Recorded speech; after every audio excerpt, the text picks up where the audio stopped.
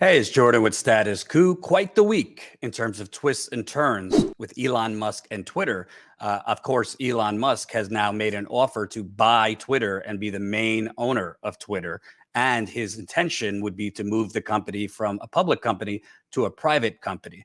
It remains to be seen if that is possible, with a lot of investors, including Elon Musk himself, saying he's not certain he will be able to pull it off and might have to do private financing in order to pull off a move like this. But with all this free speech absolutism that Elon Musk has been talking about and the fight for democracy he's been talking about, I decided, you know what?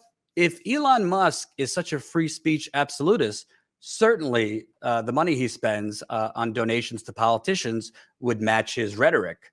Well, shockingly, it doesn't. First, let's look at Elon Musk and what he is saying this fight to buy Twitter and remove the censorship from Twitter, which would be a terrific thing, by the way. He says all of this is about democracy and freedom. Quote, I don't care about the economics at all. Okay, that's fine. He doesn't care about making money, possibly buying Twitter. But has his free speech absolutism been consistent over the years?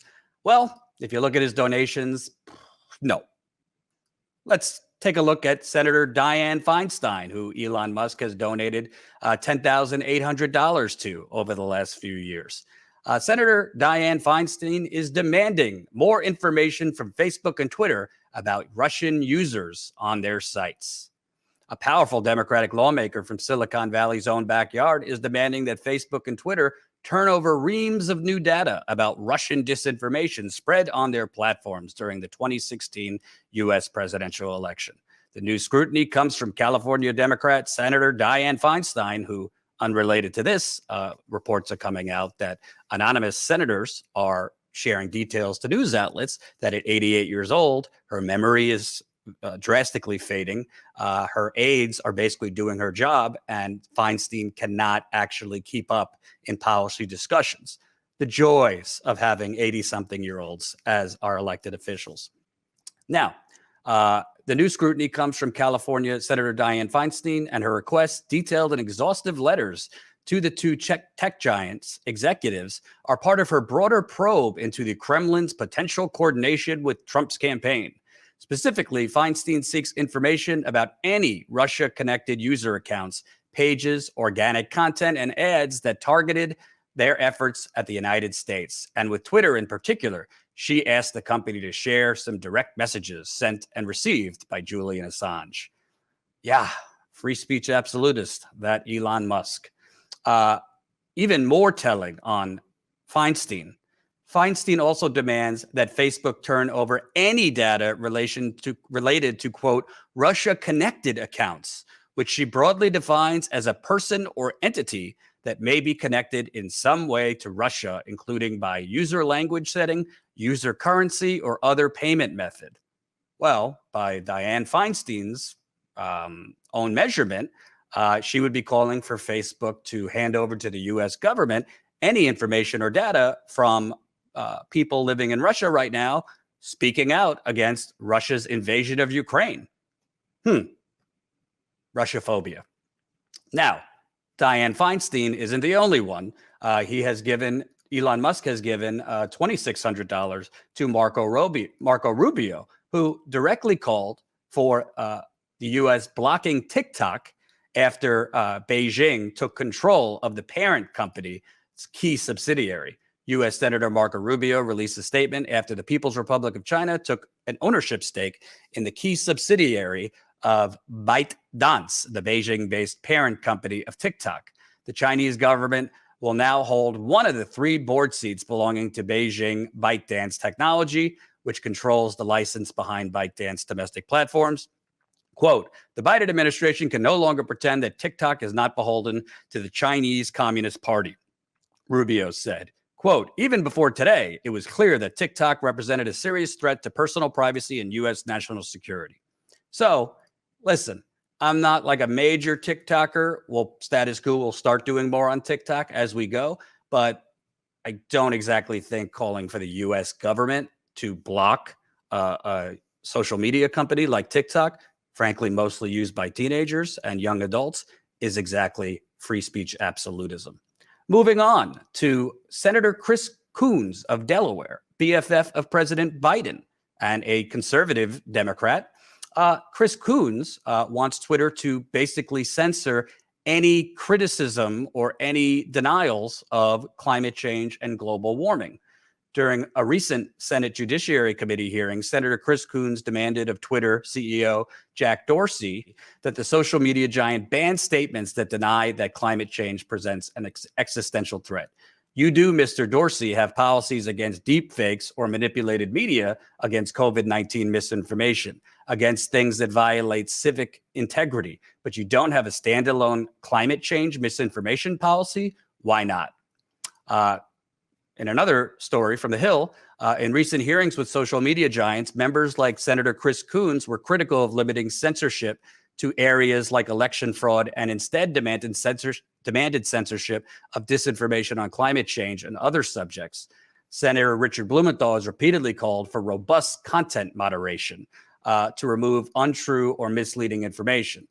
Elon Musk has given Senator Chris Coons $2,800. Now, listen, I am very, very alarmed by Republican right-wing media misinformation on climate change. But what is contributing the most to climate change? Is it Fox News, or is it Democratic and Republican politicians hoarding money from the fossil fuckers that are destroying planet Earth? If we start censoring completely any denialism of climate change, what makes you think it's not coming to us next on things that we care about? Anti-capitalist, anti-war, anti-imperialism, healthcare, union activism. It's beyond a slippery slope. So there are bad actors in the world putting out misinformation on climate change, on COVID, and many other things. But Elon Musk says he's a free speech absolutist, but is giving money to the very people calling on Twitter to ban discussion or false information that they don't like. Free speech absolutism. Well, then we move over to Senator Jeanne Shaheen. Senator Jeanne Shaheen of New Hampshire, that Elon Musk has given $2,800 to. Lawmakers call for immediate extradition of Julian Assange. And by the way, of course, Dianne Feinstein, Marco Rubio, all the politicians that Elon Musk has donated to have also called for Julian Assange to be extradited and basically killed in a U.S. prison.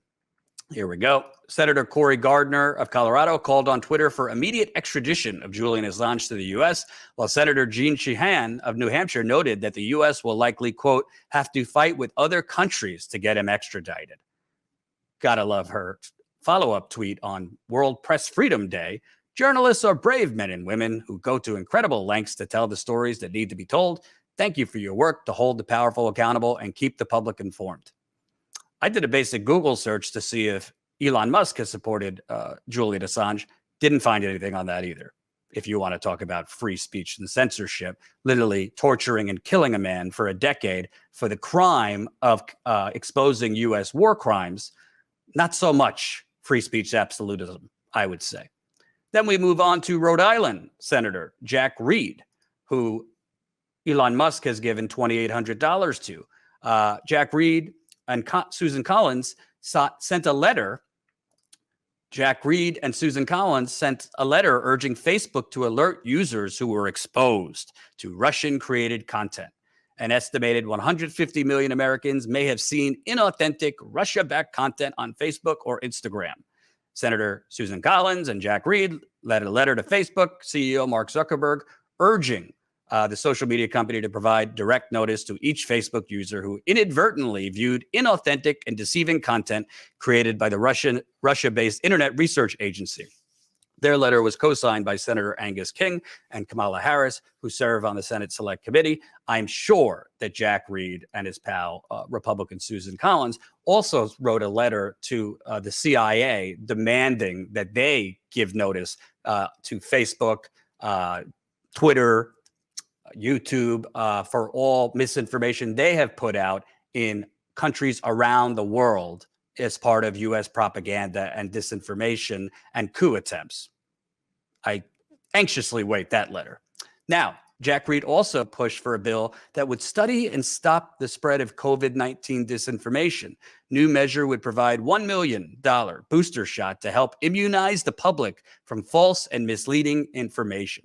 Disinformation about the novel coronavirus is a serious public health risk that has contributed to the spread of the virus and loss of life. In an effort to address, analyze, stop, and counter the rapid spread of COVID misinformation, U.S. Senator Jack Reed is teaming up with Senator Mazie Hirono on legislation authoring $1 million for the National Science Foundation and National Academic Science, Engineering, and Medicine to conduct research into disinformation during the COVID-19 pandemic. Well, again, like climate change, this is a real problem. There's a lot of misinformation pushed out on COVID, on vaccines, most of it intentional, and a lot of it from people who don't know what they're talking about, aren't educated enough to talk about it, and don't do basic research. Of course, there is a serious misinformation problem. And honestly, I don't know the best answer to handle it because we've had a serious misinformation problem basically for 20 or 30 years due to the corporatization of our media, both on the extreme right wing with Fox News, Rush Limbaugh, Breitbart, and neutral outlets like CNN and MSNBC who have pushed us into wars on false information. So did Fox News. But the answer isn't, let's have big tech classify what is and isn't misinformation and have no actual standards for what is valid questions we could ask.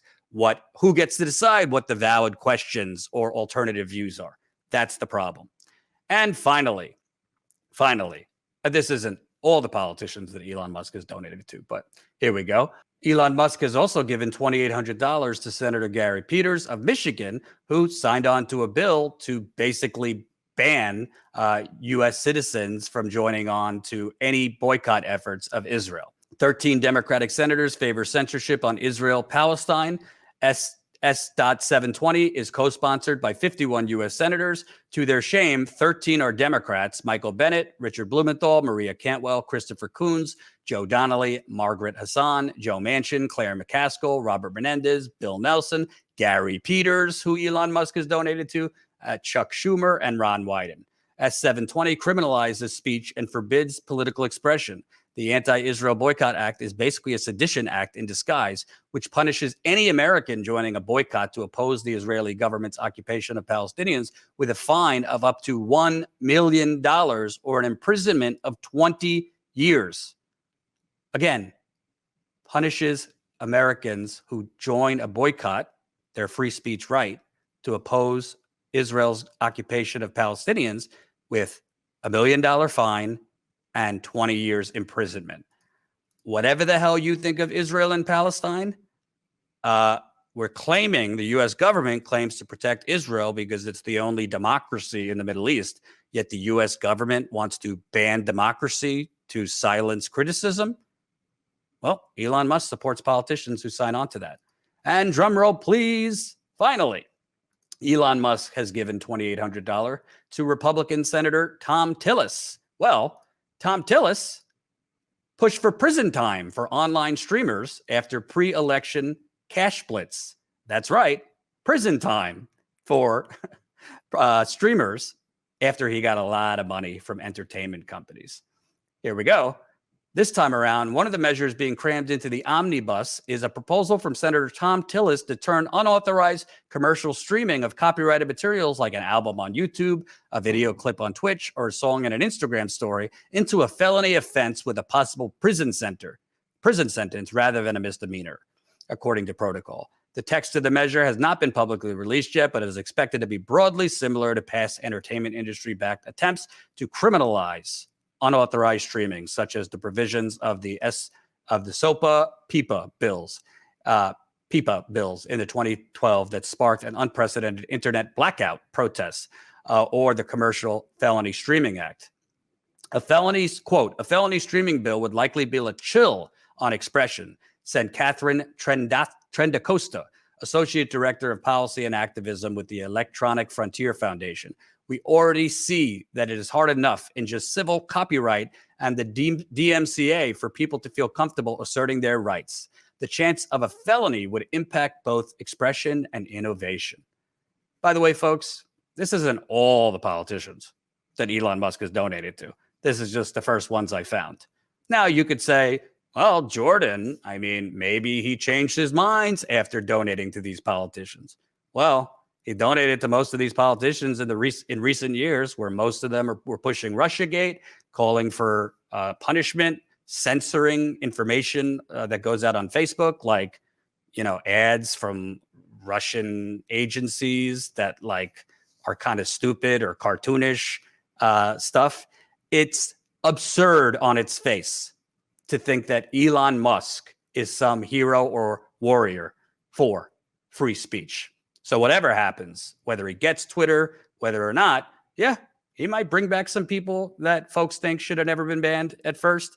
Trump, people who have been suspended for COVID stuff, people have been suspended for election stuff. But based on who he's giving money to, and if you're a good journalist, follow the money to find out who people really are, I don't see him being consistent in terms of who is censored, who is not, and also how he would actually execute something that I like to call shadow censorship.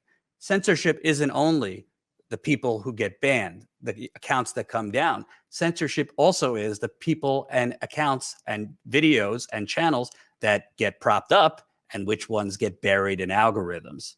You really think Elon Musk is going to give a fair shake to union activists, media companies like Status Coup, covering water contamination, union movements like Amazon and Starbucks, strikes like we were on the ground during the John Deere strikes, and hospital workers striking? You really think that's going to be propped up in Elon Musk's algorithm when he owns Twitter? I got a bridge to sell you. Thanks for watching. And remember, join our text list, statuscoup.com/text, to get a text message when we're live, because right now you're probably only getting notifications from our channel, thanks to YouTube, maybe 30% of the time. statuscoup.com/text. It's free, and you'll get a text when we're live daily at 5 o'clock Eastern. Thanks for watching, and make sure to tune in to Status Coup's daily live stream Monday through Thursday at 5 o'clock Eastern time and Fridays at 4 o'clock Eastern time.